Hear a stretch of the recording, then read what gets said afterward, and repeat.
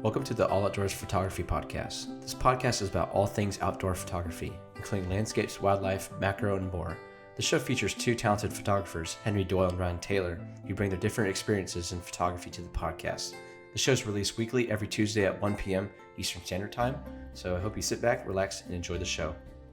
In today's episode, we have Korey Hart on the show, a 16-year-old landscape photographer from Wisconsin who produces stellar video work alongside his photographs. We talk about what inspires him to explore and using photography as a way to capture and tell those stories, and we also dive into his favorite weather conditions and compositional techniques while creating in-the-field photography vlogs. We hope you enjoy this conversation as much as we did with Korey, and we hope you follow him on his social channels down below. And as always, be sure to sit back, relax, and enjoy the show. Welcome back to episode 46 of the All Outdoors Photography podcast, and today we have a very talented landscape photographer on. Yes, we are having Korey Hart on the show. Welcome, Korey. Just tell us more about who you are and where you're from and what you do. Yeah, so my name is Korey Hart. I'm a 16-year-old landscape and woodland photographer in Wisconsin. And my main thing that I photograph at the moment is woodland photography, just because it's really the only thing to photograph here in Wisconsin that I find interesting, at least. But I do landscape photography when I go traveling and stuff like that. I've been doing landscape photography for the past 4 years now. I started in 2017. I guess a little bit more other than photography. I really love the outdoors, of course, things like mountain biking, cross-country skiing.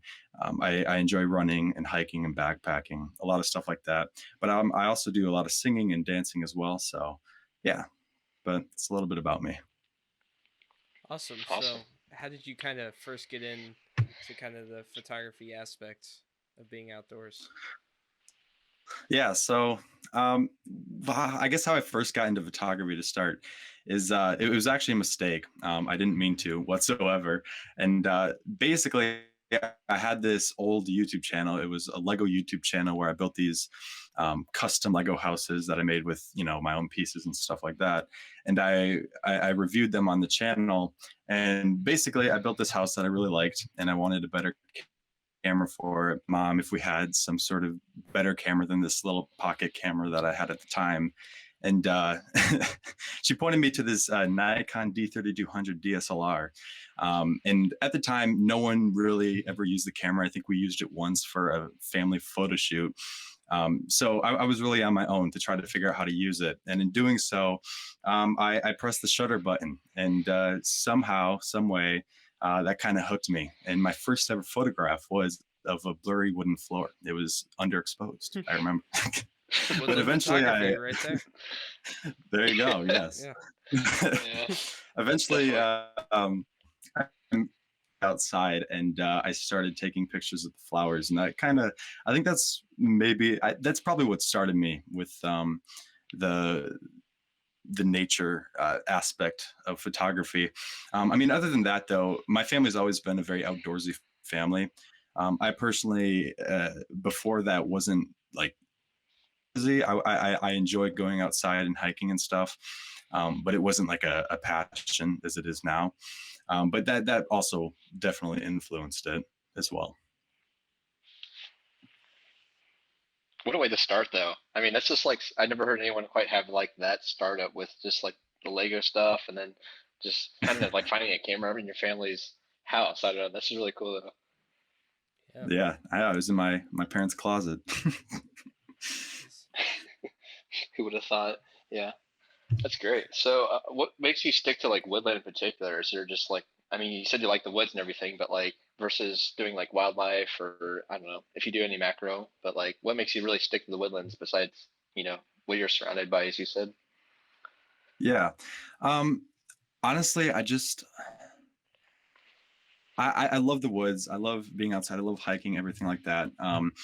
One thing I think I enjoy most about woodland photography is the challenge of it. I'm sure both of you guys know how difficult photography can be, just because it's so complicated. You got all the branches and trees and dead limbs and bushes and everything in the way.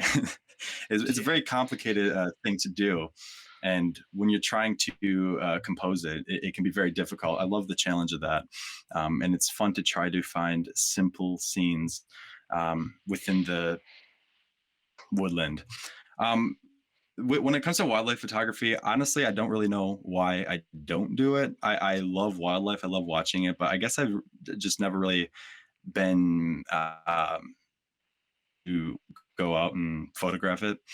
And macro stuff, I've never really gotten into that either, just because it's I don't know. I feel like it's more on the technical side. Um, Trust me, I love technical stuff. I love talking about camera gear, but I do not have the patience to like sit down with a tripod really close to a subject and focus on it for hours and Hmm. focus stack and post process that. I can't do that. But I can compose a woodland scene for some reason. Yeah. Yeah, because it's on a bigger scale, I bet too. Macro's really dialed in. So I could agree. It's like if you get your focus, you have to get pin sharp, and if you don't, like there's more. I don't want to say there's more leeway, I think, with woodland in that aspect. If you're doing like a wider Right. angle scene, Yeah. and you can choose your focal point. But like macro, it's like you have to be really just on point with it. Yeah. I feel like you picked probably one of the most challenging fields of like outdoor photography too, because with woodland, I mean, lighting's like very important as well, and so you're probably pretty limited on Oh like yeah. days you can shoot with all that. Yeah. I mean, one thing I've been trying to do better on is going out in conditions that I'm not as comfortable with. So recently we've gotten a lot of fog, which I love fog when it comes to woodlands, as most people do. And but one thing I've been trying to work on is being able to photograph the woods in more difficult, let's say, lighting scenarios, like a sunny day, or I mean even a cloudy day can sometimes be difficult, just because it doesn't really give you the depth or the contrast within a scene. It makes everything look um, very similar, especially in the summertime when everything's green. There's no contrast within that, no separation. So that can also be pretty difficult. But it depends on the season and year. But that's something I've been trying to work on a lot, is lighting.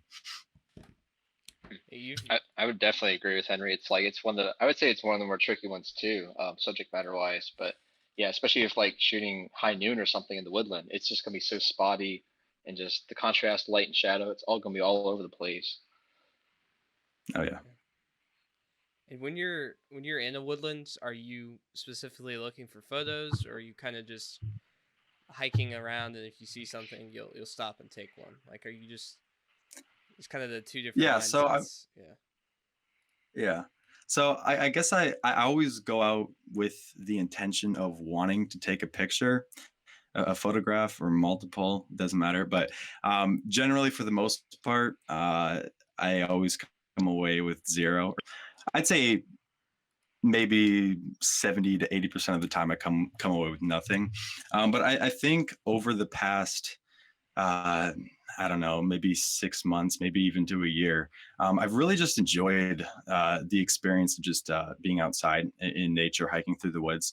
Whereas previously, if I didn't come away with anything, I didn't feel very good about my photography. I felt like I just wasn't doing very good. So, but yeah, that's definitely something I've improved on, is um, just enjoy going outside, even if you don't get anything. I mean, sometimes I just, go out hiking with my camera bag. I just never really even take it off. Even if I find something that could be interesting, I'm just like, yeah, nah, I'd rather just keep walking. Yeah, I feel you there. Definitely, yeah. So you consider yourself more choosy about your photos and compositions. Yeah, yeah. Hmm, okay, yeah. That's really neat, though. I mean, I watched some of your. We could, I guess, talk about it in a moment, but like, talk about your YouTube channel. And I've been watching your videos for quite a while now, and it's like it's just neat to see the different conditions you get in and everything. So, is there any like compositional techniques you're looking out for in particular, or just anything that really just sets it apart from like just walking away from a potential image? Yeah, so I mean, there's a ton. I could go on hours and hours about this, but I guess at least at right now, currently with my photography, it completely depends, of course, on, my inspiration, on what I get from social media or looking at other photographers' stuff, or just ideas that I have. But right now, I've been really interested in the more intimate, chaotic scenes. So I guess what I mean by this is like, let's say you have this gorgeous old oak tree, this gnarly oak tree with these crazy epic limbs that are just, scraggly and winding around the frame. I just love getting these closer, intimate scenes of these chaotic details within a woodland tree. That's something I absolutely love. It doesn't have to be a tree too. I mean, it could be rocks in a river. I took a photograph of that. I printed it actually, and it's amazing. I love it so much. And that's something I've been really enjoying, is just these more intimate scenes.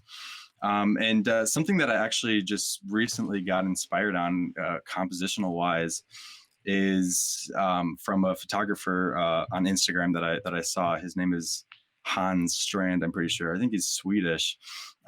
He uses Hasselblad, and he is amazing. I think one of the things that I really noticed about him is his ability to compose these extremely chaotic scenes, but able to organize them in a way that is easy to look at, that's simple, right? So that's something that I definitely want to go experiment with. So, but I guess other things when it comes to composition, some things I like to look for are things like leading lines and visual flow within the scene. As well as separation is a very important thing, whether that's from atmospheric conditions such as fog, or that's looking for contrast within a scene, as well as that, but also balance as well. Generally, I like to do a lot of symmetrical type of balance. So, where you have a centered subject, or let's say you have 3 subjects within the frame and they're all, almost equally distanced away from each other. So there's different things I like to look for, as well as layers, and different shapes and textures within the scene is really what I find interesting, and the way the light interacts with that. Sorry, that's complicated. No, you're all good. No, I did want made to, sense. yeah, I did want to ask. A lot of beginning photographers that kind of think they have to be like stuck in the rule of thirds. So, what makes you like centered compositions so much? I actually, yeah. So, I guess first I should just say, like, I just recently made a video on hating the rule of thirds. I haven't posted it yet, but I'm planning on doing that soon. But I do not like the rule of thirds. I think it's been proven, obviously, to help with compositions, but for me personally, I find it to not. No, I don't like it at all, because it stops you from being creative. I think, as well as that, but it also the more precise story, which I kind of talk about in this video that I'm planning on uploading. But by precise story, I mean, like, let's say you have this tree that you want to photograph, and it's just out in the middle of the field, and you're told to compose it in the rule of thirds. So you do that. But when you do that, you have all this other crap, branches or whatever coming in on the left-hand side, and you're composing it on the right-hand side, the tree on the right-hand side. When you do that, then you have all this other crap within the frame that you don't want. The main story is about the tree. So, what do you do then? Like, because you're told to compose in the rule of thirds, but when you do that, it doesn't like good. It doesn't tell the story that you want to tell. So that's when you kind of compose center, or you try something else. Like I said, for me personally, with composing center wise, one reason why I really like it is it's super simple. It's easy to look at, and one thing I like to do is just print out a large picture of that, of a centered composition, and just like stare at it for hours. And you could just like, the type of pictures that you can just look at and not really think about when you're like looking at it, but you're thinking about something else. It's just something you can enjoy. And of course you could do that with the rule of thirds stuff. And honestly, I don't have a problem with, sorry, this is really rambly, but I don't have a problem with composing to the rule of thirds.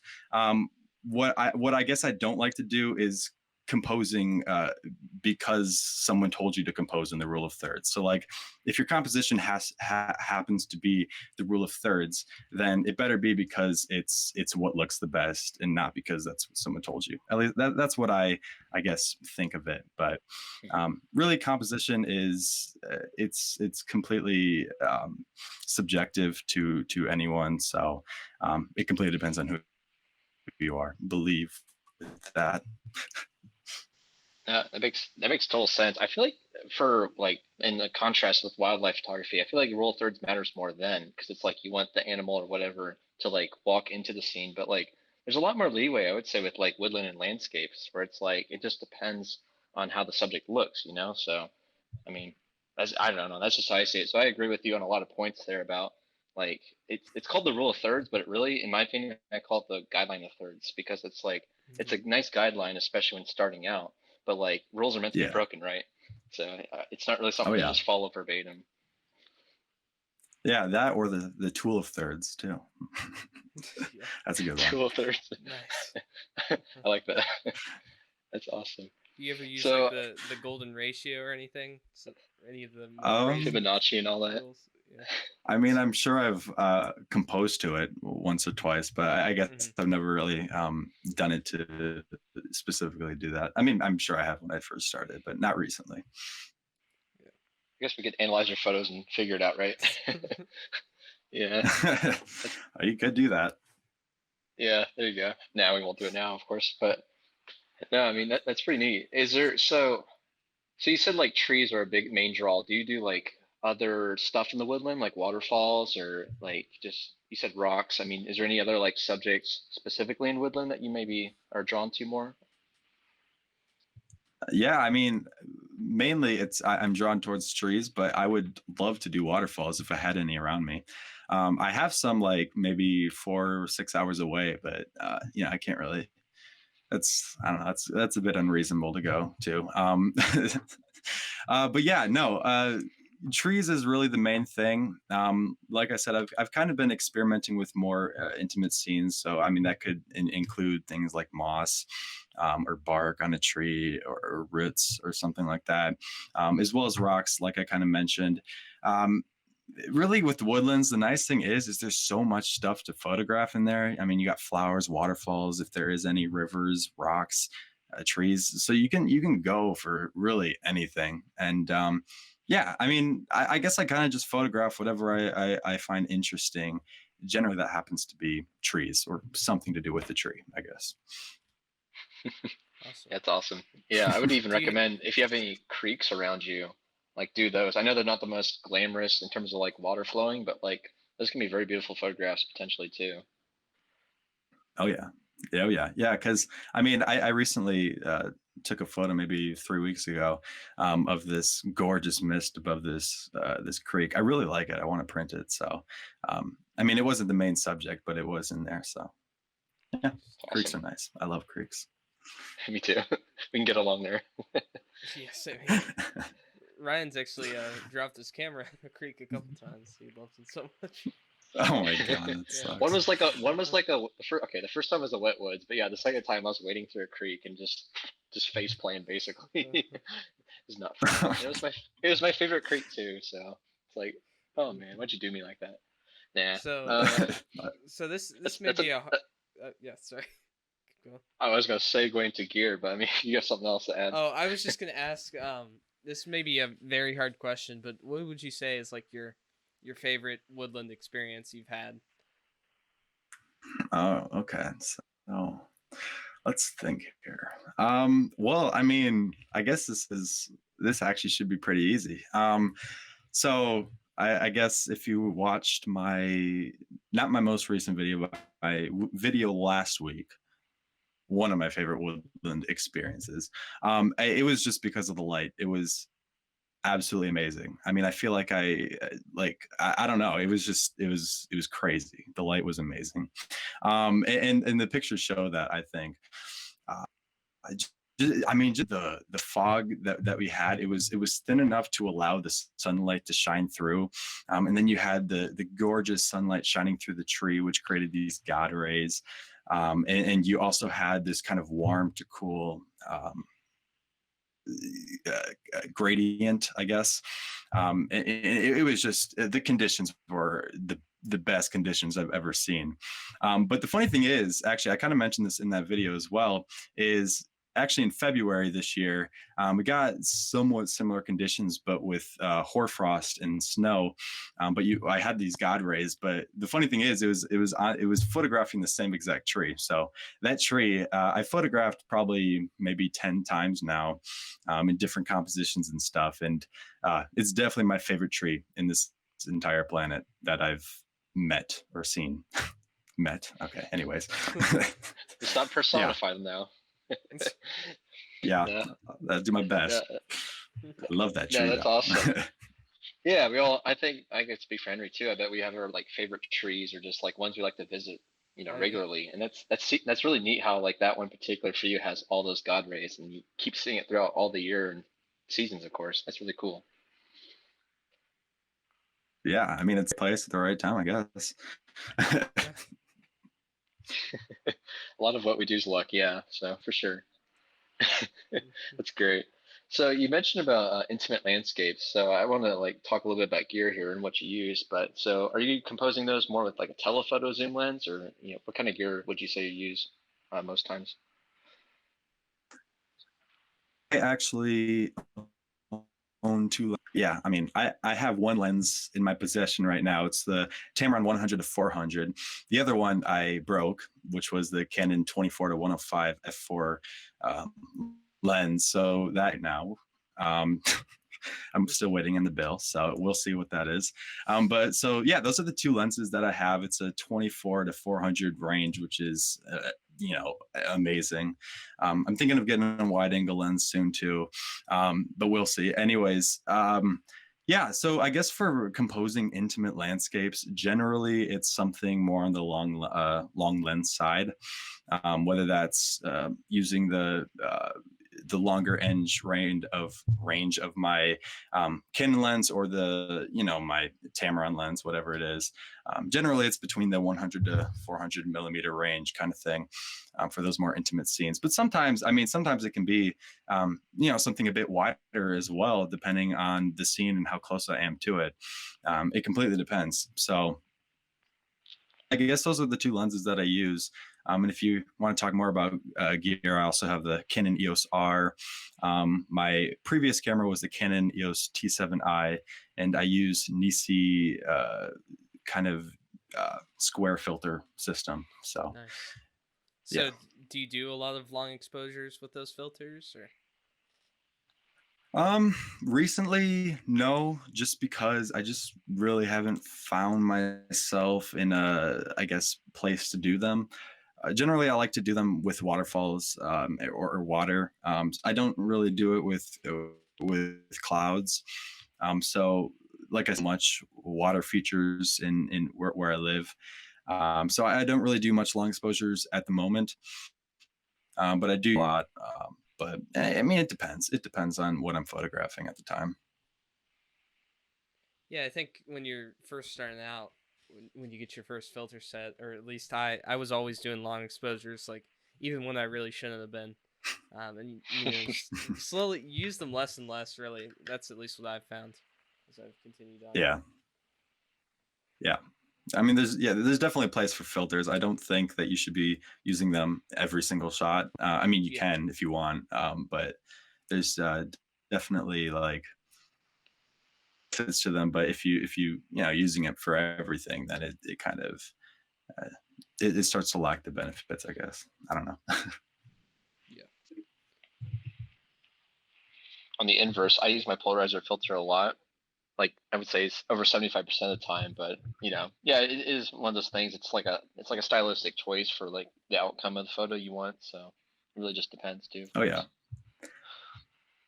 Thing that's nice with polarizers is one thing I do a lot. Generally, I don't normally go all the way polarized. I guess a lot of times I just kind of go halfway, and that kind of gives you this nice in between. Because the one thing that I don't like about polarizers is sometimes they get rid of the depth, because the glare on the leaves or whatever you're photographing does add a little bit of depth within the frame. So sometimes they get rid of that, like if you polarize all the way. So I like to kind of do kind of a in-betweenage kind of thing. That's my personal style, but of course, really anything is correct. It just depends on who you are. Yeah, Yeah, definitely. it's I feel like a lot of people like that flat look. Like that's probably what I prefer is less glare. So I like it just to be a nice clean look to it. But yeah, I would say a middle Yeah. ground's a very good way to go about it too. Oh yeah. Yeah, just kind of experiment with stuff. For sure. cool. Yeah. So you did mention printing a bit. So you want to talk a little bit about that?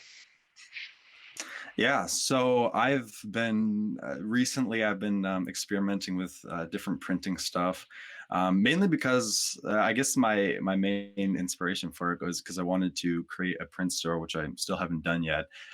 It's a bit of a daunting task, I guess, but yeah. So I've been printing different prints here and there from over the years.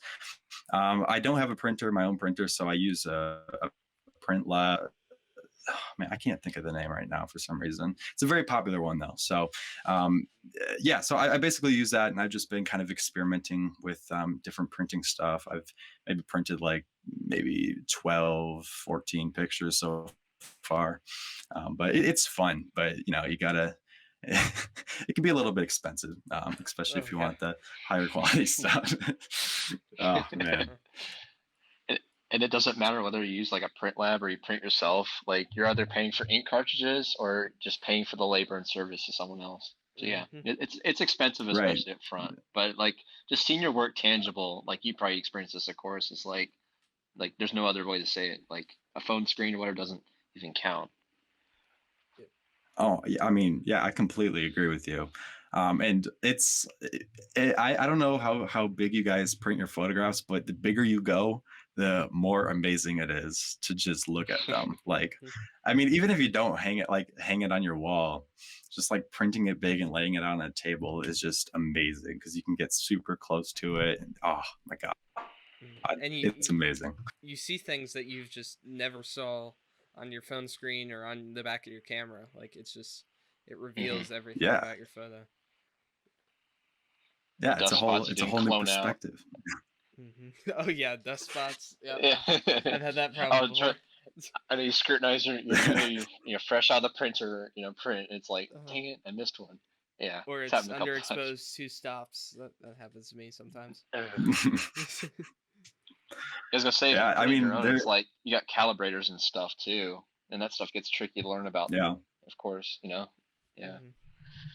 Oh yeah, and Sorry, you were saying. printing. I mean, it's an art in itself, I guess, because because obviously printing on a piece of paper or viewing a picture on a piece of paper is completely different than viewing it on a backlit screen. So you kind of have to adjust things here and there, and that's what can be kind of costly about doing test prints to get it to look exactly how you want it to look. I guess that's what I've noticed, but yeah, I mean, it's totally worth it. I mean, Mhm. if you just kind of put aside some money for it, I would highly recommend it. Highly. Yeah, it's something that these social media apps may not last forever, but the prints you can hang them on your wall or give them to a family member, and that'll be up for generations. So. Oh yeah. Oh yeah. Mhm.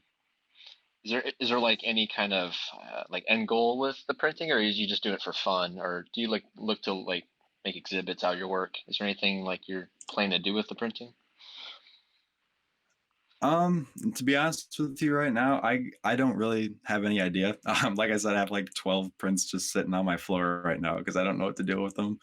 But I guess, like I said, one thing I do want to try to do soon is set up a store, which I already have it kind of half set up, but it's just kind of I'm still working on doing test prints and getting things, color corrected, everything like that. But that's definitely an end goal with printing. I just think it'd be fun, even if it sells one print a year or something. But yeah, it would be fun. Yeah, for Yeah, sure. that'd be awesome. Yeah. Yeah, I wasn't trying to lead you in one way or the other. I was just curious, I guess, if at all. No, you're good. You're good. And Cool. kind of in general as well with your photography, where do you see yourself going with it? Like, will it be more of a hobby thing, or are you gonna try to pursue a career? Oh, I'm going all the way. I'm gonna Nice. do my best to pursue this thing. I got nothing else about me that's good, so that's got to be it. Uh, Put all your eggs in one basket, I guess, a little bit, right? Yeah, that's the type of person I am. That's awesome. might Honestly, I be mean, might be a little bit dangerous, but I'm glad you're being go honest ahead. with yourself and doing what you want to do. So, Yeah. Oh yeah. Yeah, I don't know it's how a my parents feel about it, but yeah. hopefully they support you at least. no, they do. They do. They're just a little bit nervous, as Yeah, most people should be. It's a difficult thing to do, but Hmm. I don't know. I think I'm determined enough to do it. You yeah. definitely have the skill for it. Let me tell you. I mean, you will be big Oh, someday. thank you. I'm sure. No doubt about that. Thank you. Do you see yourself Appreciate doing that. like workshops or anything, like teaching, or is like the YouTube channel kind of like an offshoot of teaching people about like landscape photography? Yeah, I mean, I would definitely consider doing workshops. I loved doing the kind of teaching aspect of it. I mean, especially this year with I've been doing these different programs teaching woodland photography.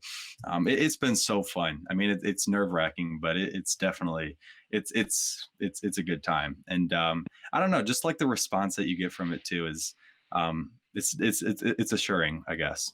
But yeah, I would definitely consider doing workshops. I mean, for me personally, that's one thing I would really like to do, as well as of course selling the artwork and I don't know, maybe doing online tutorials or whatever comes up. I don't know. We'll see. Depends, right? Make Or it up all as you three go, at the right? same time. Yeah. Yeah, there you go. Uh-huh. Totally Yeah. do it if you juggle all those. Yeah. Uh-huh. So, what do you have any like I know you mentioned Hans Strawn, which he's an excellent photographer. I agree. But is there any other like inspirations that really drove you to like photograph more in woodland? Oh yeah. So when it comes to woodlands specifically, Simon Baxter, I'm pretty sure both of you guys are familiar with him. He's a Hmm. phenomenal woodland photographer. Him, but as well as that, Adam Gibbs. He doesn't primarily just do woodland. He does a bit of landscape and woodland and these more intimate abstract scenes. He is another phenomenal photographer as well. Another guy is. Eric Bennett. I actually bought his book, and it is amazing. I for like one thing, like the things I really love about him is not only is his photography amazing, but I guess his outlook on conservation and everything like that is just so inspiring to me. So he's definitely one of my biggest motivations. But other than that, also like landscape photographers, people like Thomas Heaton, um, Joshua Cripps, yeah, there's a ton of people out there, and it would take a lifetime to name them all. Maybe not that long, but you know what I mean. The end of this podcast. Yeah. Have you ever heard of Right. Elliot Porter by any chance? I think he's about. I'm not even sure if he's alive still, but he's like an older styled, like intimate landscape photographer, and his work you'd probably really like a lot. I'll have to check him out. I've never heard of him. Yeah, he's Yeah, he's he's made, definitely like right in Was your wheelhouse. Like he's I think he very similar pioneered the work. use of Very good. intimate landscapes, if I'm being Yeah. correct. I mean, he's probably one of the first to really like dial in, besides like Ansel, of course, and all those, but like to really just like look down from a top-down view at the woodland floor or something and just find these abstracts and textures and everything. Yeah. So I really Yeah, like to look up his work or maybe buy one of his books. It's really good. I I just looked up his work, and it is amazing.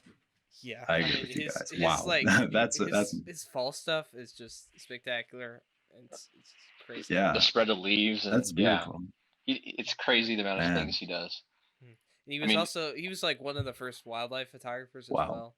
He would like put up his film camera and just wait for a bird to really land with like a wide angle. And he was like so talented. I mean, we're nice. going Yeah, wow. how long ago was this? 60s, 70s, I believe. I'm not sure of his lifespan when it was, but yeah, I mean, he was way long ago, I think. But yeah, his work is none other. It's one simply the best, I think. I think I have his intimate. I think it's just called Intimate Landscapes Photo Book, and it's like a master class in landscape photography. Like it's crazy good. Wow. Yeah. It looks like, according to Google, it was like between the 60s and 70s. He was Okay. born in 1901 and 1990, died in 1990. Wow. Wow. Okay. Yeah, he did it later in his life. It's interesting. And Yeah. Kind of later. and that's the thing about photography. Really, it stands up so well over time.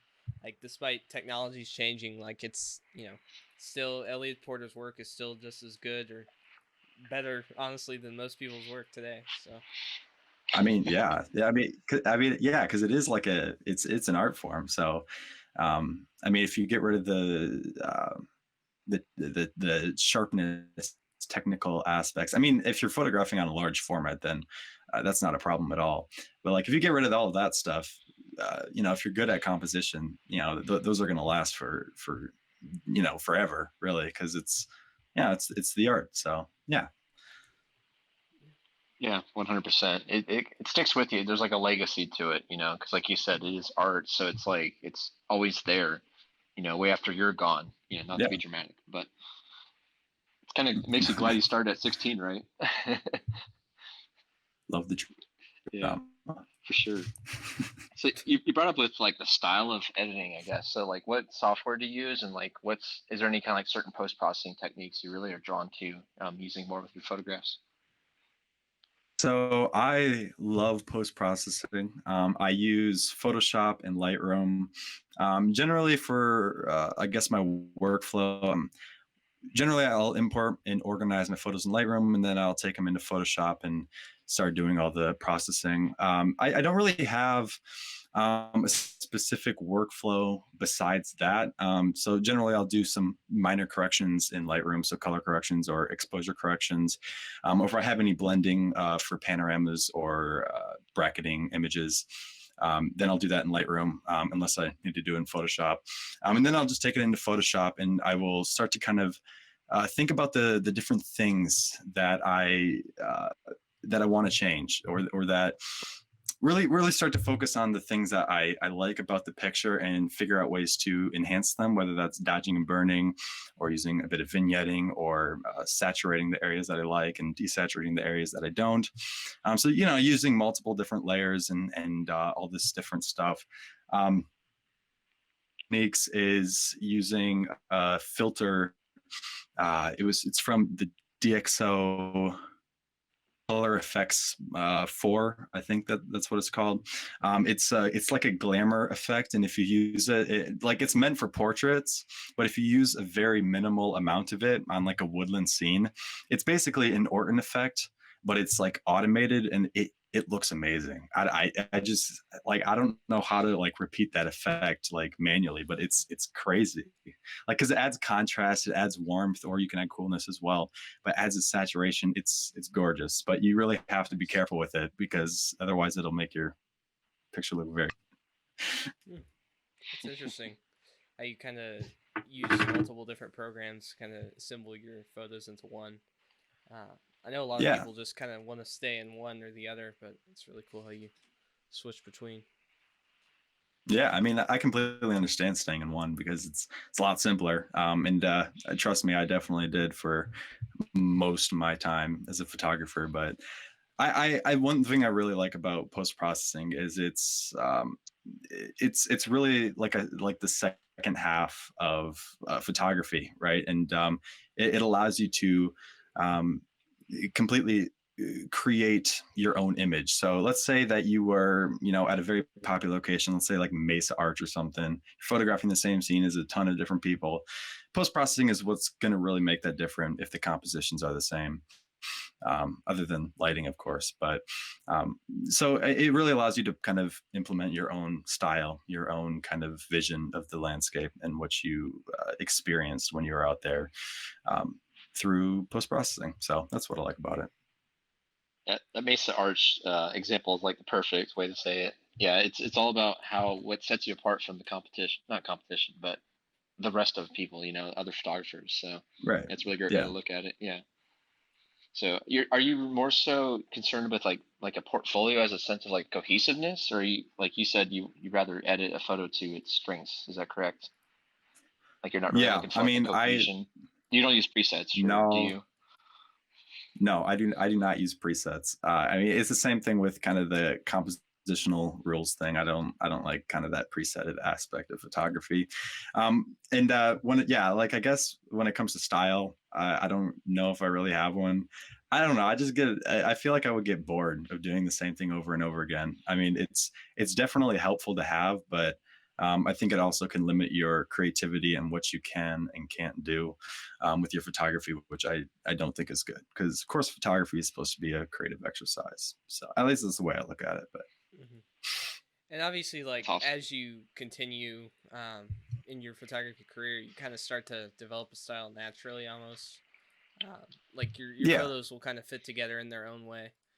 They may not be exactly oh the yeah, same, but there's always some kind of common compositional technique or lighting preference, and it all kind of fits together. right, yeah. I mean, yeah, because that's one thing. A lot of people, or I guess I don't really know, but I first when I started, I thought like the whole style thing was completely just post processing, but really, I mean, it could be light, it could be combination, it could be a whole bunch of different things. So, yeah, I mean, yeah, it definitely does evolve over time, and it changes and everything like that, which I think is good. Yeah, for That's the sure. way it should be, with like maturing as you, I guess, mature yourself, and your creativity too. So yeah, that's pretty great. Yeah. So like, what kind of like, this might sound like really hokey pokey, but like, is there any like stories that you like to tell with your photos? Does that make sense? Like, is there any like things you want to share, be it conservation or just a creative photo? Is there anything like you really want to tell with your imagery? So, like, metaphorically, or Sure. Yeah. okay. So, I mean, Like I I guess, don't know. sorry. Let me appendix that a little bit. So like, yeah, I guess what I'm Okay. asking is like, are you more like a conservation photographer, or are you more like just creative, intimate landscapes, maybe like abstracts? Like, I guess which side of the coin, or both, you know, are you on there? So I'm gonna do my best to answer this. I don't know. I think I change every single day, every single hour, even. Um, right now, I've been doing. I guess I've been leaning more towards the conservation side and photographing these scenes to inspire people to to understand the natural world around them. And I mean, especially here, I mean, Wisconsin's a beautiful state, but when I first started photography, I thought it was horrible because there was no mountains or oceans or deserts. It was just all woods and stuff like that. So I wasn't really too happy with that. But over the past year, uh, built this appreciation, this love for my local woodland area, my local area in general. And yeah, I built a great connection with that.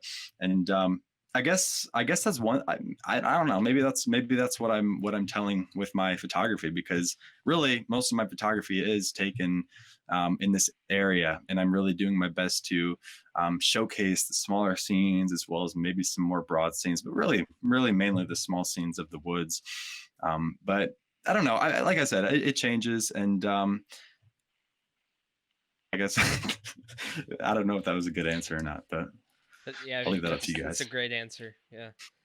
yeah. It's I don't think you should be one or the other. Of course, it's like, yeah, I do agree. It's like it does change by the day or minute almost too. So you know, yeah. I mean, it's not like you go out with a name tag that says like, "Hi, I'm a conservation photographer." Like, yeah. like you're kind of I just don't think anyone does, uh-huh. really.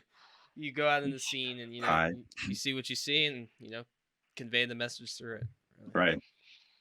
There you I go. think I think it's good because like identifying with that more local perspective of like I'm gonna shoot only intimate landscapes and smaller scenes, but like you're also just your local woodlands because that's all you know in a sense, with Wisconsin. So, do you ever see Yeah. yourself traveling abroad? I mean, you've taken like I think trips internationally if I recall, right? I've never been out of the country, but Oh, I really? do definitely go to them. Yeah, no, I've never been out of the country. I do go to the mountains every so often, maybe 2 times a year, maybe for like a week or a week and a half. This year I went to Glacier National Park as well as Colorado, yeah, definitely I consider myself to go traveling. One thing I want to actually do, I'm still trying to convince my parents that this is the right idea, but I want to graduate high school a semester early, and go on a 6-month road trip out west. So, like through Colorado, Utah, California, Oregon, Washington, Wyoming, places like that, and just go hiking and backpacking and do photography, and it'd be fun, I think. Oh, that would be Folio. spectacular. Yeah. You have any Yes. Yeah. specific locations in mind for that, or you just gonna Um, find stuff? yeah. I mean, of course, like all of the main parks, but I also want to. I have connected with some locals in Utah, for example, on Instagram, and she's kind of given me like some more local, less known locations that she loves to photograph. So places like that as well. But I do also plan on doing this 100-mile hike through this mountain range in Wyoming. It's called the High. Well, I think it's the High Wind River Route or something like that. But it's an amazing trail, and it's so beautiful. So I'm gonna plan on doing that for like a 5-7 day trip, depending on how long it Awesome. takes me. But Wow.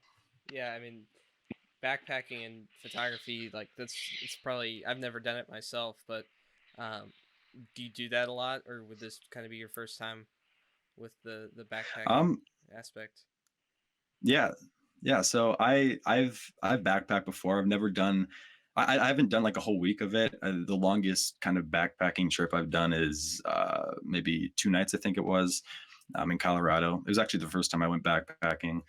But all the other times it's just been one night, just because I have to go with my parents and they don't really want to do that kind of thing. So, but yeah, no, I love backpacking. It's one of my favorite things in the world, and it combines super nicely with photography, other than the extra weight that you have to carry, which can suck a little bit. But just the fact that you can be there for sunset and sunrise and all lighting conditions is just, it's priceless. It's amazing. It's how you can achieve these phenomenal lighting conditions in places that most people don't really go out to photograph, unless you wanted to go out and hike at 3 a.m. in the morning to get there for sunrise or something like that. Yeah, that's Agreed. dangerous and crazy. So I think backpacking is probably the better route. No, Yeah. for sure. Yeah, a lot of places you can't even do that. Like you can't get there before sunrise, anyways. So if you have to like Right. backpack or hike I mean, 50 miles, I have actually unrealistic. went up a mountain at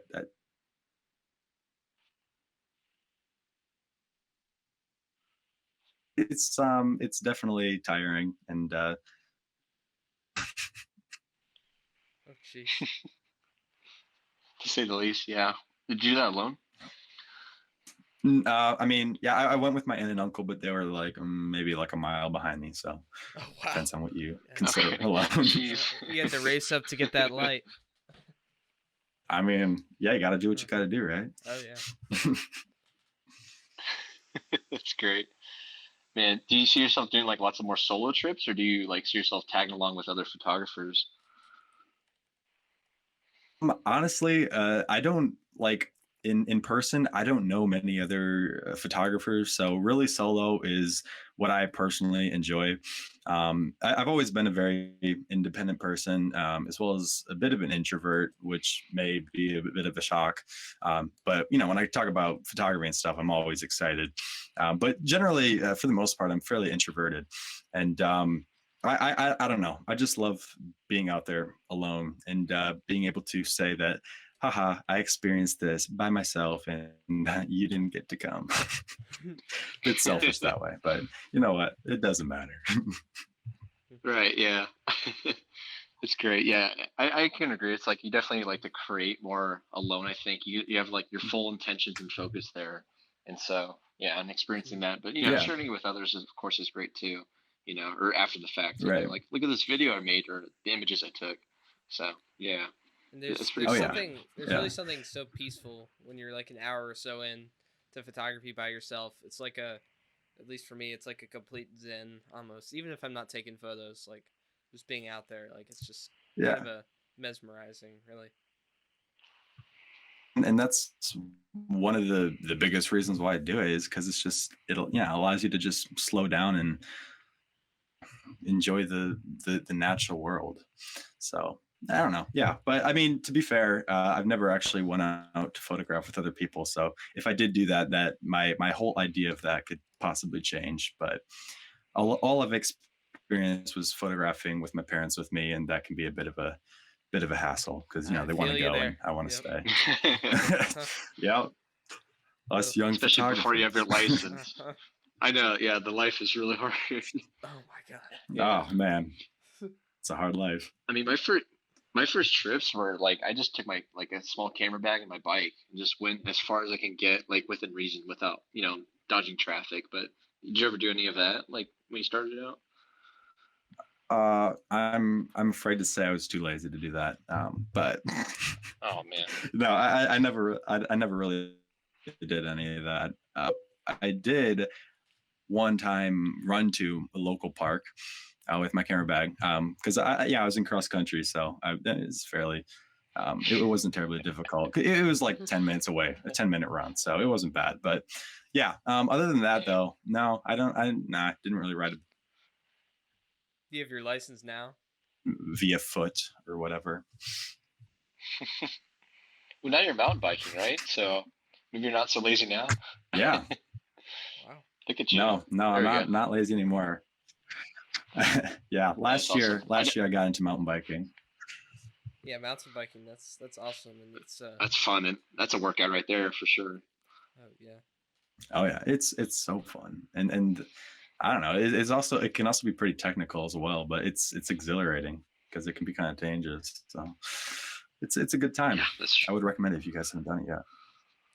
Yeah, Oh, yeah. that's I actually like that was before I got my license. I would mountain bike everywhere for photography, and it was definitely interesting. I fell Yeah. off a cliff once with it, so that was it's cool. Oh, Oh well. Yeah, I was able to Oh grab my onto God. some ivy and save myself, but it could have been bad. So yeah, Could have been a lot worse. Yeah, Yeah. we could. glad I can drive. We should now, make a let's movie off say of that. Yeah, I wish I was Yeah, I know. vlogging it. Yeah. Henry on the edge. That's great. Yeah, Adventure it's funny. series. It's neat how like we said cross country because I ran it in high school as well, and I find like that fostered my love of nature was that because I was not long before, but I mean I wasn't really into photography as much as I am now, and that's like I go back to that because Yeah. I'm like cool. I was running through the woods and through streams and stuff, and it really that's where it got started almost for me too. Stuff like that, just Yeah, and outdoorsy it's things. Yeah. it's so fun. Just I don't know, doing really anything outside, whether it's sitting on a rock or climbing a mountain or running through puddles. I don't know. Yeah. It's all worth your time. Let's just say that. Oh yeah, for sure. Well, yeah, Korey, it's been a great conversation. So, where can people go learn more about your work and check you out and follow you? Yeah. Thank you guys for having me. It was a really nice chat. Do you have any platforms you want people to go to, or Shameless plugs, anything? Shameless plugs. I'm going to make a shameful plug to my Instagram, Korey Hart Photography, as well as I also have a YouTube channel, which is just Korey Hart, and I have a website, which is Korey Hart Photography. So it's pretty self-explanatory, but that's pretty much it, to be honest with you. and all of that will be linked down below for you guys. So make sure to check that out. Awesome. Thanks for coming on, Korey. Yeah, thank you. Yeah, thank you guys again for having me. It was a great time. Of course. Thank you so much for watching the All Outdoors Photography Podcast. You can find us on Spotify, Apple Podcasts, Google Podcasts, and the video version on YouTube as well. You can subscribe down below, and we look forward to seeing you in the next one. Thank you.